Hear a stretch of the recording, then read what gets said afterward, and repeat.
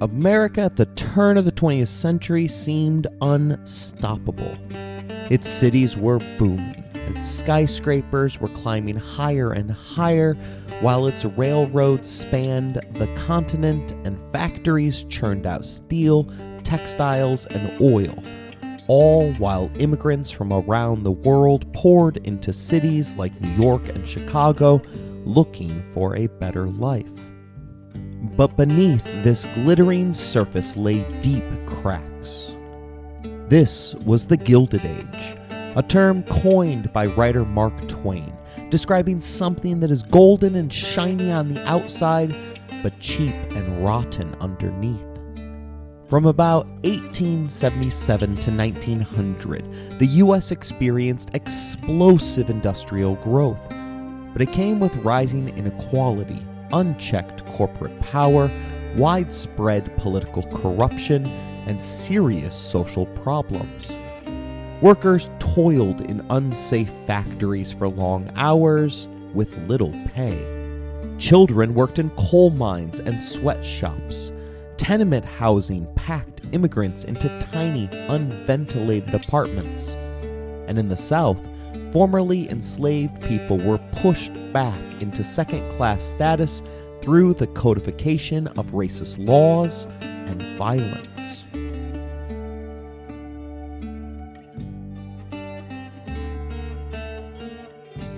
You're listening to A Push Through History, a resource designed to help students completing the course of AP US History. This episode covers the second subject of Period 7, 1890 to 1945. Progress at last.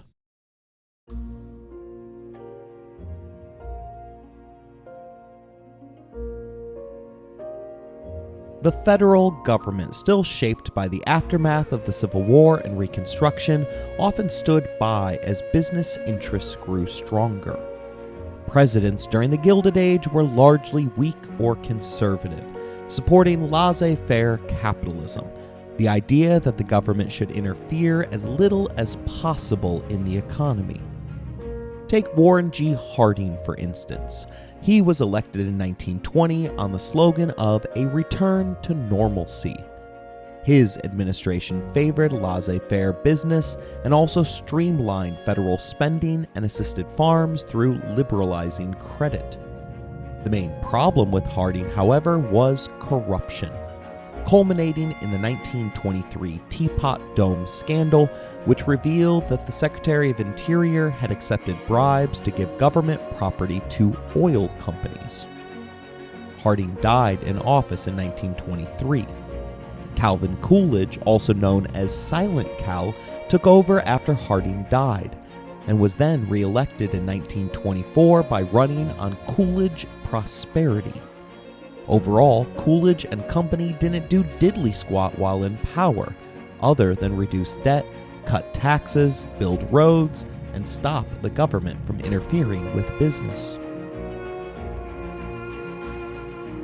One of the more significant presidents during this era was Ulysses S. Grant, the Union general who helped win the Civil War and served 2 terms as president from 1869 to 1877. Though a national hero, Grant's presidency became a symbol of Gilded Age corruption. Individuals even knew what bar he liked to drink at after work, allowing them to wait in the lobby in order to get a word in. He presided over a government plagued by scandals, like the Credit Mobilier affair, where railroad insiders stole government funds, and the Whiskey Ring, a scheme where federal agents and distillers embezzled tax money. Though Grant himself wasn't directly involved, his administration was marked by cronyism and mismanagement. At the same time, Grant also deserves credit for using federal power to fight racial violence in the South. He implemented the Enforcement Acts, a series of laws that empowered the federal government to crush the Ku Klux Klan and protect black citizens' voting rights during Reconstruction, a promise later abandoned by future administrations.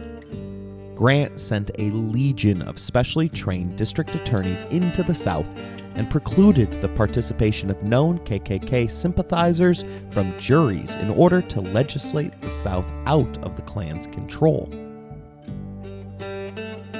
But by the 1890s, the country entered a new century. The pressures of inequality, corruption, and injustice led to a new political movement, a movement known as progressivism. Movements don't spring up out of nowhere. Instead, they are reactions to a failing status quo. All of the tensions built up during industrialization broke loose in the Panic of 1893 as labor problems, political issues, and foreign entanglements made it clear that capitalism was out of control. Cities were screwed up as disease, poverty, and crime were rampant, and increased immigration and the rise of a new socioeconomic elite made people nervous. Progressivism was not a single movement or political party. It was a broad coalition of reformers, middle-class men and women, journalists, religious leaders, politicians, immigrants, and labor activists, all who believed that the government could be a force for good in solving the problems caused by industrialization, urbanization, and economic inequality. It manifested itself through a desire to end abuses of power via trust-busting consumer rights and good government, as well as building new institutions and increasing efficiency. Progressives sought to address a wide range of issues: the power of monopolies, political corruption, child labor, racial violence, poor housing, unsafe food, environmental destruction, and the disenfranchisement of women and African Americans. Though they didn't always agree on methods or priorities, most progressives believed that reform required more active government involvement, a major shift from the limited government mindset of the Gilded Age. But the primary drivers of change were new charitable organizations, which often focused on singular issues, making politics more fragmented and issue-driven. A major engine of the progressive movement was investigative journalism. These writers, often called muckrakers, exposed the injustices, corruption, and hidden horrors of American society. Jacob Riis, a Danish immigrant and photojournalist, published How the Other Half Lives in 1890. Using groundbreaking photography, Riis revealed the shocking conditions inside New York City's tenements, where immigrant families lived without heat, ventilation, or sanitation. His work led to new housing laws and slum clearance efforts.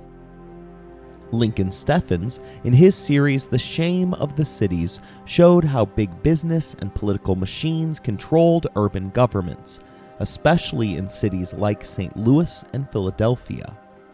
Steffens revealed how elections were rigged, police were bribed, and public funds were misused. Ida Tarbell, one of the first major female investigative journalists, wrote The History of the Standard Oil Company in 1904. Her meticulously researched expose revealed how John D. Rockefeller used underhanded tactics to build his monopoly, crushing competition and evading law. Her work inspired the public and lawmakers to challenge corporate power. Upton Sinclair, in The Jungle, 1906, hoped to inspire socialist revolution by exposing the brutal exploitation of workers in Chicago's meatpacking industry. But what shocked readers most was the filthy and unsafe conditions in which America's food was processed. Maggoty meat, poisoned chemicals, and a complete lack of inspection. Sinclair's book led directly to the Meat Inspection Act and Pure Food and Drug Act. Frank Norris, in The Octopus, used fiction to illustrate how railroad companies controlled and exploited California farmers, emphasizing the impact of monopolies on the American West.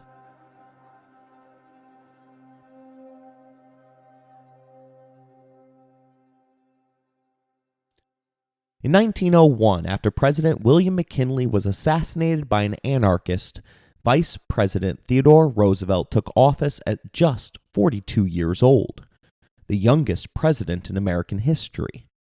He had only been placed on the ticket in order to secure votes for McKinley and not because the Republican presidential candidate believed he was ideologically aligned with a young New Yorker. A dynamic, energetic reformer, Roosevelt believed the presidency was a bully pulpit, a powerful platform to advocate for change. His square deal aimed to balance the interests of business, labor, and consumers. He believed that the government should ensure fairness, not just side with the wealthy or well-connected, as had often been the case during the Gilded Age. His presidency marked a turning point, ushering in the progressive era. Among Roosevelt's major progressive reforms were trust busting. He went after monopolies that abused their power, earning a reputation as a trust buster. He used the previously passed Sherman Antitrust Act as well as the Clayton Act to break up large monopolistic corporations, including Northern Securities, a powerful railroad trust. Labor rights. In 1902, during a nationwide coal strike, Roosevelt intervened on behalf of workers, urging compromise. It was the first time a president sided with labor rather than management and shifted the role of the federal government to one of mediator rather than supporter of corporate interests. Consumer protection. Following public outcry over the jungle, Roosevelt pushed through the Meat Inspection Act and Pure Food and Drug Act, which laid the groundwork for the modern FDA. And conservation. Roosevelt was a passionate conservationist. He expanded national parks, preserving over 230 million acres of public land. He also established the U.S. Forest Service, emphasizing that nature should be protected, not just exploited. Having served out most of McKinley's term as well as his own, Roosevelt declined to run for what would have essentially been a third term in 1908, throwing his support behind William Howard Taft instead. The expectation was for Taft to continue progressive policies, but the new president was far more conservative and struggled to connect with the public. His political opponent was William Jennings Bryan, who had twice before been nominated by the Democrats, only to lose. As a populist, Bryan advocated via his Cross of Gold speech a number of progressive reforms, including the referendum, the recall, and the initiative, as well as bimetallism, which would tie the value of U.S. currency to both gold and silver. Backed by the incredibly powerful Roosevelt, Taft dominated the Electoral College, giving Bryan his third and final presidential defeat. Although Taft actually broke up more trusts than Roosevelt, his support for the high-paying Aldrich tariff and his firing of Gifford Pinochet, Roosevelt's conservation ally, alienated progressives. In 1912, Roosevelt returned to challenge his protege, forming the Progressive Party, also known as the Bull Moose Party. The split between Roosevelt and Taft divided the Republican vote, allowing Democrat Woodrow Wilson to win the presidency. A key constituency in the election was the temporary shift of African Americans in the South in favor of the Democrats. They would soon regret their choice, however, briefly returning to the party of Lincoln before making a true shift to the Democratic Party beneath Franklin Delano Roosevelt.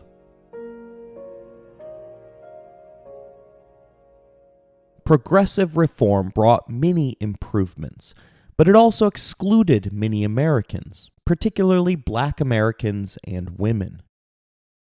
Black Americans faced systemic racism and violence during this period.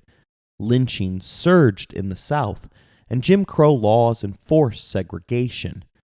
Activists like Ida B. Wells campaigned for federal anti-lynching laws, but Congress refused to act. W.E.B. Du Bois, a Harvard-educated black intellectual, demanded full civil rights and political participation. He co-founded the NAACP in 1909, using litigation and media to fight segregation. Via the Niagara Movement, he argued for a talented 10th to immediately rise within their fields before then proceeding to use their positions to elevate their less fortunate brothers and sisters. Meanwhile, Booker T. Washington advocated for a more gradual process, which pushed vocational education and economic self-reliance, urging Black Americans to cast down your bucket where you are, work within the system rather than confront it. He expressed his goals and ideas in the Atlantic Exposition, believing that only through earning the respect of whites would blacks be allowed to rise up to the point of equality. Women's suffrage gained steam. Groups like the National American Women's Suffrage Association, the NAWSA, lobbied state governments, while Alice Paul and the National Women's Party adopted more confrontational tactics, including marches, pickets, and even hunger strikes. Their efforts paid off with the 19th Amendment passing in 1920, granting women the right to vote, a goal which had been expressed 70 years earlier in the Seneca Falls Declaration. Margaret Sanger also emerged as a key voice for feminism, pushing birth control as a part of her highly controversial belief in eugenics. That toxic idea emerged from the work of biologist Charles Darwin, who held that only the strongest species survive evolution. Eugenics twisted Darwin's work, arguing that society had an obligation to prevent defective people from reproducing. This resulted in laws in some states allowing for the sterilization of criminals and the mentally ill. Then, in 1916, Madison Grant wrote The Passing of the Great Race, which held that immigrants were threatening the superior Nordic race. Sanger would go on to form Planned Parenthood, which helped boost reproductive rights throughout the nation, but specifically targeted African American neighborhoods in an effort to slow down their birth rates. All groups were affected by a wide range of progressive successes, which fundamentally sought to change life in America. Beginning within the nation's cities, the progressivists tackled a wide range of social problems. First was prohibition, where activists argued that alcohol caused poverty, violence, and immorality. The 18th Amendment, ratified in 1919, banned alcohol, but would be repealed in 1933 by the 21st Amendment. The experiment had begun with good intentions, as alcohol addiction had been tearing apart families, as the working class spent 90% of their waking hours at work. Speakeasies and bootleggers ensured that anyone who wanted to find a drink still could, with presidents continuing to host parties complete with alcohol despite the nationwide ban. FDR even ran ads declaring him a martini man who would repeal the unpopular decree.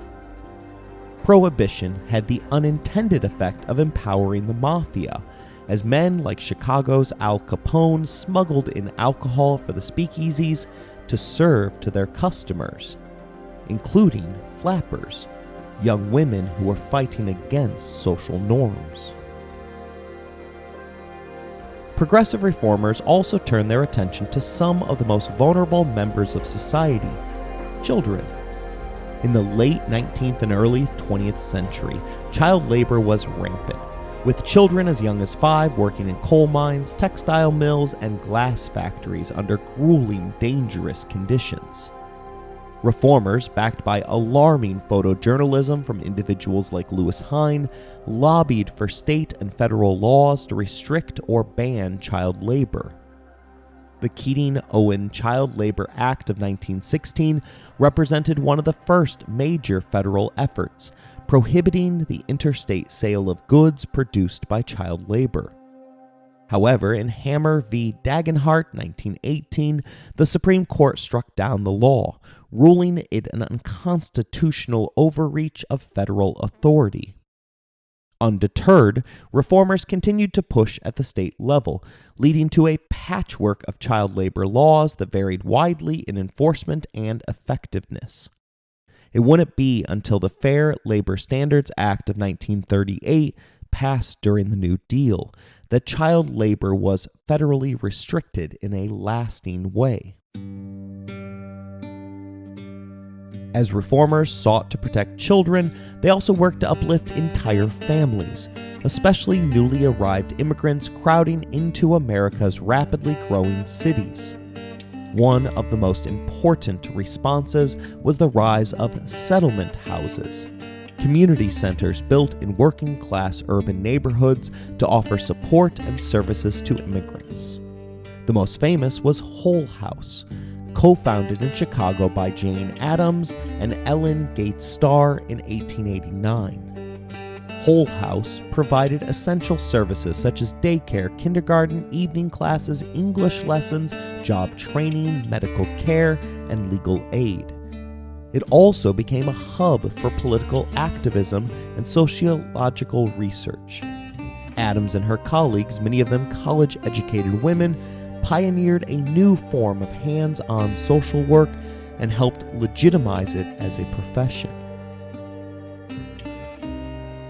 Alongside child protection and immigrant support, progressives launched a major campaign against the overcrowded, unsanitary housing that defined life in urban slums. Alongside child protection and immigrant support, progressives launched a major campaign against the overcrowded, unsanitary housing that defined life in urban slums. Tenements became a key target for reform. Spurred by investigative journalists and reformers like Jacob Riz, whose 1890 photo essay, How the Other Half Lives, exposed the squalor of New York's poorest neighborhoods. Progressives pushed for tenement reform laws that required minimum standards for light, air, fire safety, and occupancy limits. Cities like New York responded with housing codes, and the movement gave rise to city planning as a professional field. These urban reforms were driven in large part by the social gospel movement, a Protestant religious movement that emphasized the application of Christian ethics to social problems. Leaders like Walter Rauschenbusch and Washington Gladden preached that faith required more than personal salvation. It demanded active engagement in improving the lives of the poor, fighting injustice, and reshaping institutions to reflect moral values. Social gospel advocates supported labor rights, economic justice, and racial equality, providing a moral and spiritual backbone to the progressive movement. Though not without racial and religious blind spots of their own, social gospel thinkers were among the first to link Christianity with systemic social reform on a nationwide scale.